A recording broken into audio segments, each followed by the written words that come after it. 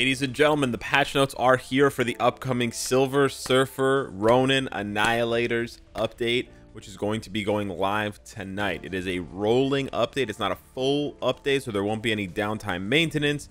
You will just have to close your game and reopen your game, and you'll be prompted to download the update. Now, it's going to be tonight at 7 p.m. Pacific, which is 10 p.m. Eastern Time. So I will be live at 10 p.m. Eastern Time to download the patch, to go live, and to check out everything with you guys for the first time. I am super duper excited for Silver Surfer. It's probably going to be a pretty long stream. I'm probably going to tier for him day one, world first kind of vibe thing. So yeah, I'm pretty excited. Silver Surfer is one of my all-time favorites. I also really like Ronin. So yeah, it's pretty nice. Let's get into it. Let's check it out. So Ronin is staying a hero. He's staying also universal. So that's an important pointer to make about these two, typings and side, because it'll become relevant a little bit later. He retains the mind resist and command abilities, and then he also gains, it's the same abilities that he has now, the Annihilator tag that he got with the last update. His uniform effect now gives him a support buff to all universal allies. So again, this will give him a buff to Beta Ray Bill. This will give him a buff to Silver Surfer, to Wendell. This won't apply to Icon or Gladiator. The reason why I'm pointing out those characters is because they're all Annihilators. So if you wanted to make an Annihilators PvP team and you wanted full synergy, so this will also work for Silver Surfer, obviously. This also work for all other universal types, Jean Grey, Thanos, etc. But yeah, 25% ignore dodge, and then a 40-40 buff to both heroes and villains. That's pretty good. That's pretty good, particularly for PvP, because it gives you a lot of flexibility to do damage, and it also gives you a little bit of a way out to deal with pesky dodge types like Spider-Man, Echo, etc. His leadership gives all universal allies 50% attack and 30% all defense, so sort of like Cyclops. So quite strong on the leadership and passive support buffs. The rest of his abilities don't seem to be too crazy, so I'm not sure if he's going to be anything more than a lead/support. He does retain the 50% damage reduction, which is nice, and he gets a skill damage bonus damage, and then he does get super armor, all defense, so he should be quite tanky. The one really interesting thing about his skills, I will say this, is Universal Shield. It gives all allies 5% HP recovery for 1 second. Now, I'm assuming this is going to be a refreshing 1 second because he doesn't have any other healing. And 5% healing for 1 second in 2024 is a way too crazy low. So yeah, this will probably, I'm guessing this will refresh at least 3 or 4 times to be like a 15 or a 20% heal. That could be pretty big for things like Conquest and Otherworld Battle because it applies to all allies, and because it's a shield, it'll be like sort of like a bubble. It'll be like an AoE kind of thing, right? So we'll have to wait and see, but this could be quite interesting. This could be quite interesting. It won't have much applicability for timeline battle because it's a one-on-one scenario, but yeah, for those other game modes, it could be quite nice. The rest of his buffs, the rest of his skills, he's got accumulation now. He's got a 25% attack buff. He doesn't have any big, he does have a 45% frenzy buff, but no like damage proc or anything like that. No iframe ignore, no reflect, nothing like that, no revive, etc. So yeah, pretty standard fare, except for that all ally heal, which I actually think is pretty interesting. And then we come to the biggie, Silver Surfer.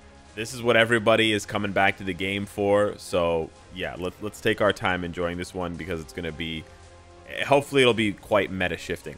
So Silver Surfer is becoming a villain. He's staying universal, but he is becoming a villain now.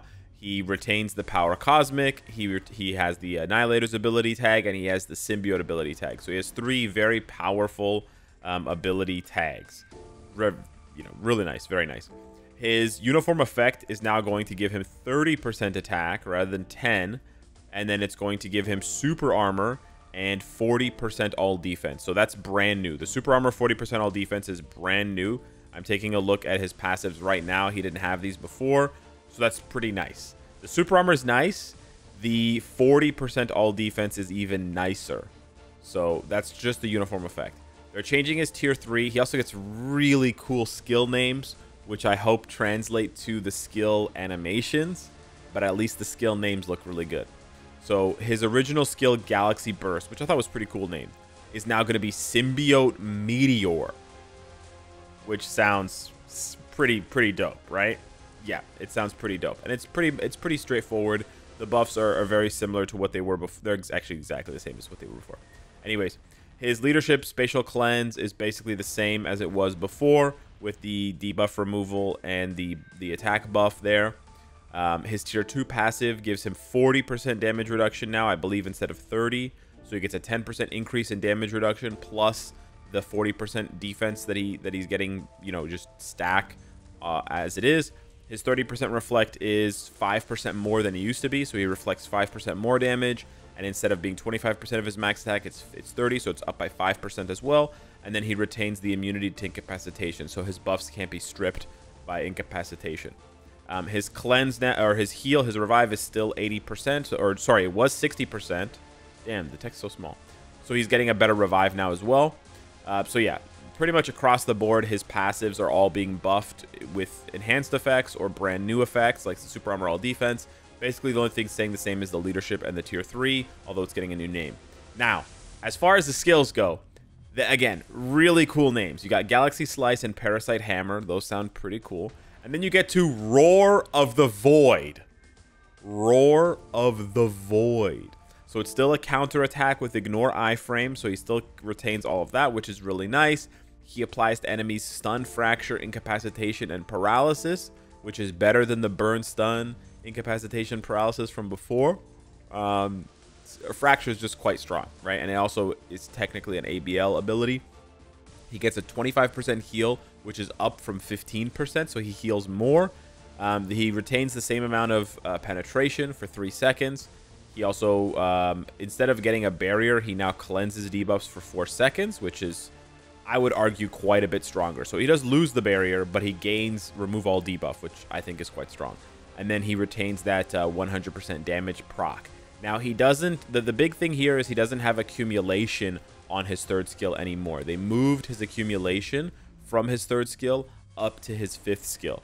Some people will feel a certain way about that, but they also reduced the cooldown. Here's another biggie. So remember how Silver Surfer's 3rd skill, that's like his bread and butter in PvP, right? It used to have an 18-second cooldown, which is pretty long. That's every 9 seconds you can trigger it.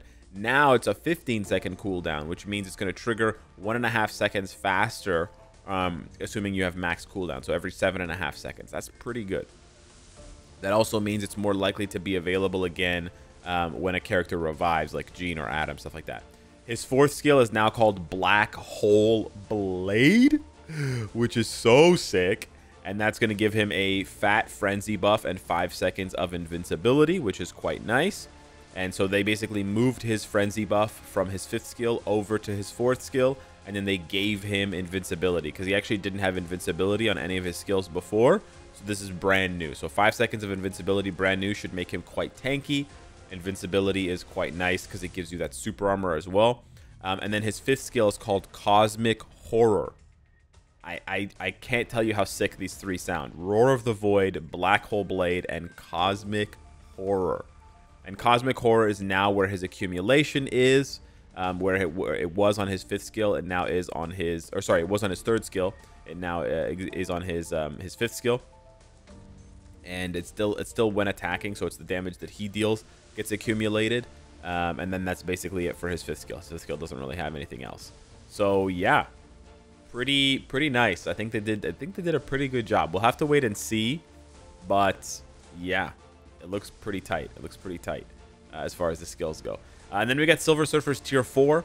His tier 4, when you activate the effect, it gives him 100% attack for 7 seconds, and then it gives him 15% HP recovery for 7 seconds. Sorry. So he's going to recover 15% of his HP over 7 seconds. So that is a total of 105% HP.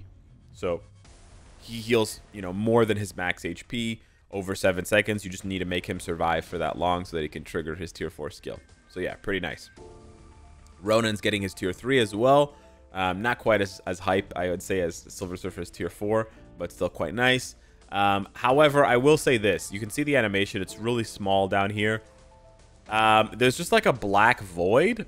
I don't think this is what the final animation is supposed to look like, because it's literally just like pitch black. There's no texture. There's no... It looks like it basically looks like an unfinished animation. It looks like it'll be really cool when it is finished because it's like a giant pillar. But for the time being, it's a little bit underwhelming because it's just a giant black pillar. That's all there is to say. It's also not that many hits. I don't mean to be a stickler about this, and I don't mean to sort of, you know, cry about it before we see. But if you notice, 180 hits on 3 targets is only like 60 hits, I believe. Yeah, it's only like 60 hits. So we'll have to wait and see. If you can like instant cancel his tier 3, or if you can combo with his other skills, then that could be really cool.